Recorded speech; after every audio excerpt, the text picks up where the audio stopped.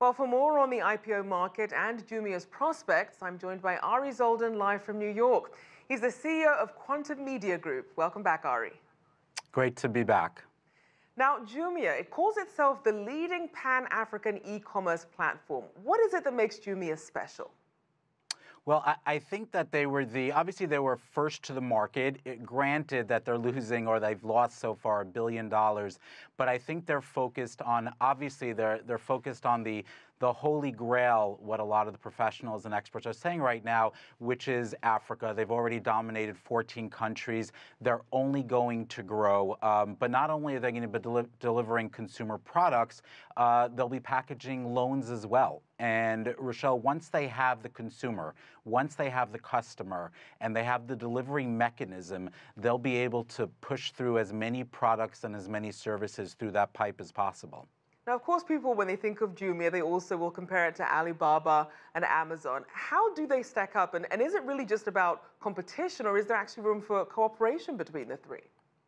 No, I mean, I really hope. I mean, Alibaba and Amazon obviously is going to make a very serious move into Africa. I'm hoping, and I think a lot of the tech community is hoping as well, is that there's more opportunities for collaboration. Otherwise, especially in the e-commerce space, and we've been in it for 15 years right now, and we see working with our partners that when you're competing in this space, unfortunately, it's a race to the bottom and everyone loses. And companies like Amazon and Alibaba, they don't know how Africa works. And the Africans obviously on the ground, the logistics company, the supply chain companies are really the experts in this space. And I do feel that Amazon and Alibaba should look at partnerships with Jumia.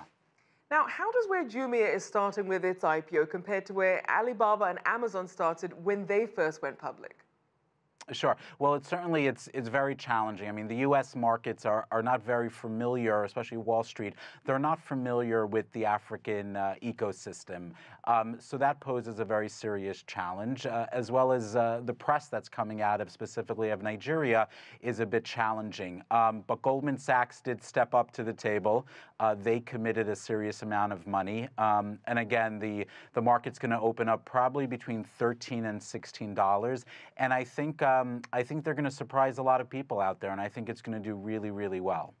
Now, why do you think Jumia decided to list on the New York Stock Exchange versus anywhere else?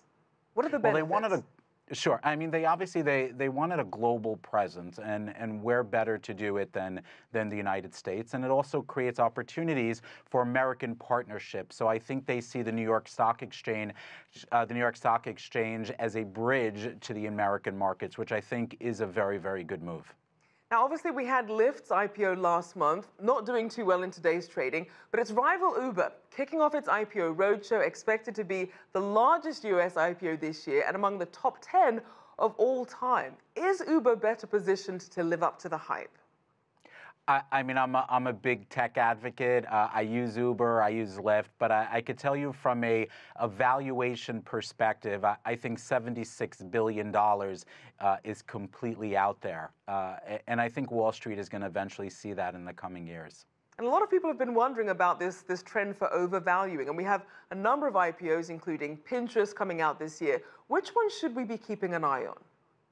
I'm not a big fan of Pinterest. I think that is completely overvalued, and I think people are going to be really, really disappointed with Pinterest. What I do love, and I do appreciate Airbnb's model, I think they're going to outperform.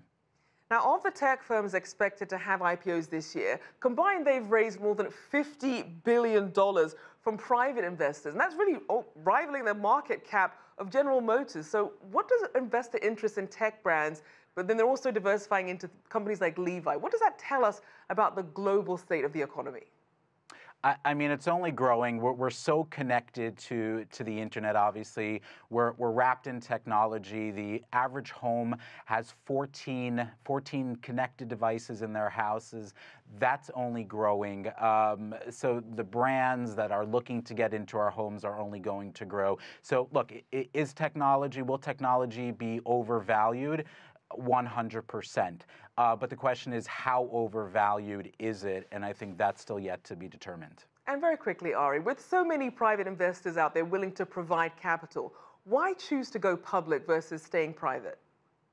Well, again, if they're a foreign company having access to U.S. capital, U.S. markets, and U.S. partnerships, I think is key. And also, obviously, if you're in a billion-dollar hole like Jumia is, trying to raise that capital to be able to offset the negative losses, going public, quite frankly, is one of the only means to be able to do it.